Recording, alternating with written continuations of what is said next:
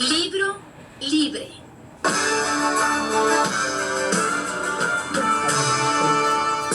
Transmitiendo desde la ciudad más bella de México. Hermosillo, Sonora, la ciudad del sol. Escuchamos Radio Sol 106.3 FM en periodo de pruebas. Con la música, noticias y contenido que te gusta.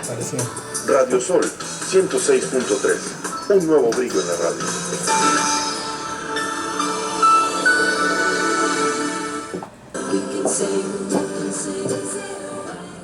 Bien, pues vamos a continuar aquí en Confieso que he leído, en el tomo 62, y vamos a escuchar la colaboración de este miércoles del maestro Vladimir Gómez Santoro. Adelante, Vladimir. Gracias, maestro. Pues la última semana que nos vimos por aquí, hace 2 semanas, estuvimos platicando, decíamos, de temas que no son muy populares. Muy políticamente correctos. Muy políticamente correctos, muy sencillos de transmitir.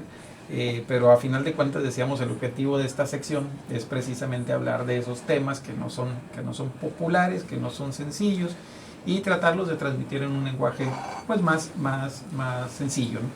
En aquella ocasión pues hablamos, recordando rápidamente, sobre el financiamiento público, es decir, el dinero que el Estado le da a los partidos políticos para que lleven a cabo sus funciones. Veíamos que no era algo exclusivo de nuestro país, era algo que sucede casi en todas las democracias del mundo. Actualmente casi todos tienen un tipo de financiamiento, y que era un mecanismo, digamos, de hacer una competencia más equitativa y de vigilar el tema de los recursos públicos. Bueno, pues el día de hoy vamos a hablar también de otra figura que no es del todo, que no tiene, digamos, todos los agrados de la mayoría de los ciudadanos, y me refiero a la representación proporcional. ¿Qué es la representación proporcional? De manera así muy general, podemos decir que representación proporcional es representar en proporción de. ¿En proporción de qué? En proporción de los votos que obtiene un partido en una elección. Es decir, si un partido, el partido A, obtuvo el 30% de los votos, pues de manera proporcional le corresponderán el 30% de los puestos de representación. Eso es, digamos así, en términos muy generales, lo que es la representación proporcional. Evidentemente hay cualquier cantidad de fórmulas para transformar los votos en puestos de representación, pero en esencia eso viene siendo. Por otro lado, existe el modelo de mayoría, que es precisamente lo contrario. Aquí la proporción no tiene nada que ver. Ahí es ganar la elección, y el que gana la elección se queda con todo. Digamos que estos son los dos grandes modelos que existen a nivel mundial. Ejemplo de sistemas de representación proporcional, tenemos Alemania, Argentina, entre otros. Por otro lado, tenemos a los sistemas de mayoría, países como Francia, como Gran Bretaña, Estados Unidos. Como Estados Unidos. Y entonces, a final de cuentas dices, bueno, pues ¿cuál es el modelo correcto? Pues realmente no hay un modelo que digamos, este es el correcto, este es el incorrecto. Cualquier opción tiene sus pros y sus contras. Los defensores de la representación proporcional dirán que estos modelos son más representativos, y que al ser más representativos son más democráticos, ¿no? Y los defensores de los sistemas de mayoría dirán, no, pues es que nosotros preferimos sacrificar representación, podemos decir también sacrificar un tanto de la representación democrática a favor de sistemas más eficaces, es decir, eficaces en términos de que pueden instrumentar más fácilmente las políticas públicas de un Estado. Y ese es, digamos, el gran juego entre los sistemas. Pero aparte de estos dos sistemas, existen los sistemas mixtos, como es el caso de nuestro país. En nuestro país tenemos en nuestros órganos de representación la fórmula de mayoría, y tenemos la de representación proporcional, que viene desde el Senado, la Cámara de Diputados, los congresos locales y los cabildos. Es decir, en México el tema de la representación proporcional ha sido un esquema que se ha utilizado para que las fuerzas de oposición vayan ganando ciertas posiciones en el juego político. Esta idea de la representación proporcional formalmente surge con la famosa reforma de 1977. Ahí tenemos los primeros 100 diputados de representación proporcional, pero ya teníamos un antecedente, los llamados diputados del partido, que Desde los 60. Desde el 63 y luego el 72 hay una pequeña reforma ahí que hace unos pequeños cambios, pero a final de cuentas, formalmente la representación proporcional desde el 77 existe. Luego en el 86 vamos de 100 diputados de representación proporcional a 200. En el 96 se introduce la fórmula de representación proporcional en el Senado, que es un tema que se ha debatido mucho porque, la representación proporcional en un sistema bicameral como el nuestro, en un sistema federal como el nuestro, rompe con el esquema teórico, ¿no? de este, pero bueno, eso es otra cosa.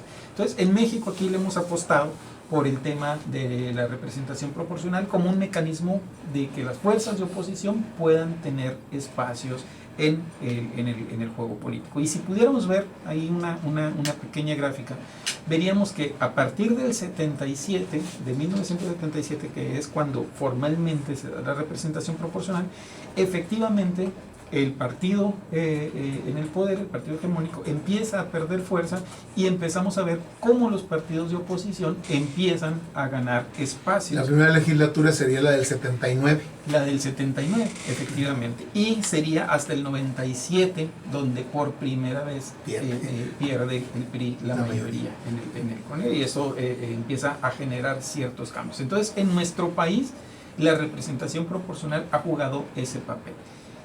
Y como ejemplo de eso, maestro, traigo el caso de Sonora, precisamente en la elección del 2018, la pasada elección del 2018.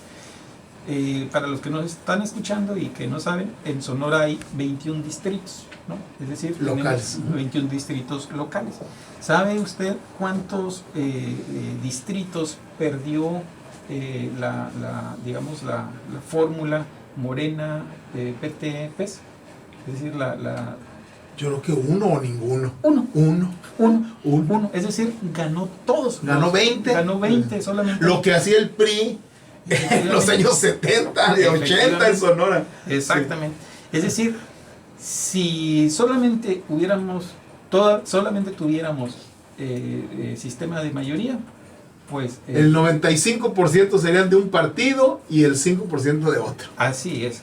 Y el PAN, por ejemplo, que era el esquema del PRI en los 60, que era 97.5 y 2.5 el PAN, por ejemplo el PPS, ¿no? Efectivamente, en aquel entonces era un arreglo institucional. Ahorita, pues por ejemplo, volviendo al ejemplo de Sonora, el PRI tuvo el 16.46%, no ganó ningún distrito.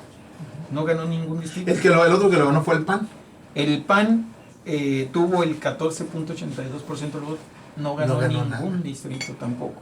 Es decir, entre esos dos partidos ya tienen casi el mismo porcentaje de votación, 30% de votación. Y esos votos se hubieran ido a la basura si no existiera la representación proporcional.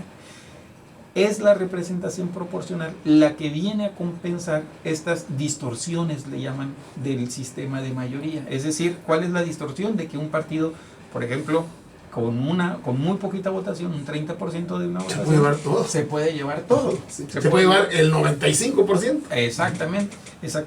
Y dirán, no, pero eso sucede nada más en casos hipotéticos. Bueno, aquí estuvimos precisamente en la elección pasada en una situación así.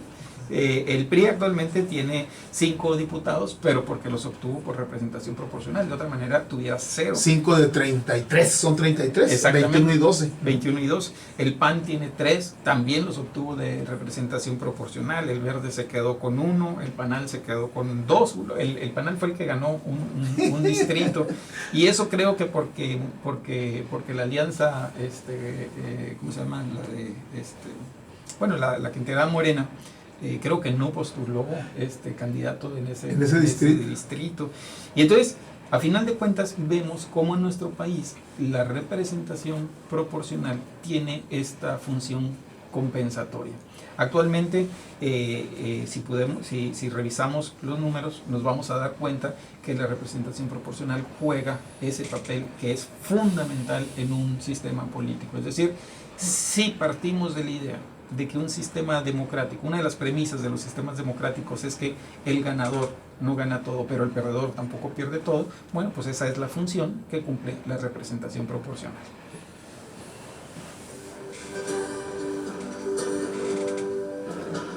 Muy bien, muy bien. Mira, vamos a hacer lo siguiente. Concluiste tu intervención. Sí. Vamos a programar la siguiente canción de Napoleón, la 4. ¿La tienes lista? Luna llena de Napoleón. Y vamos a regresar a concluir con el maestro Vladimir Gómez Angulo.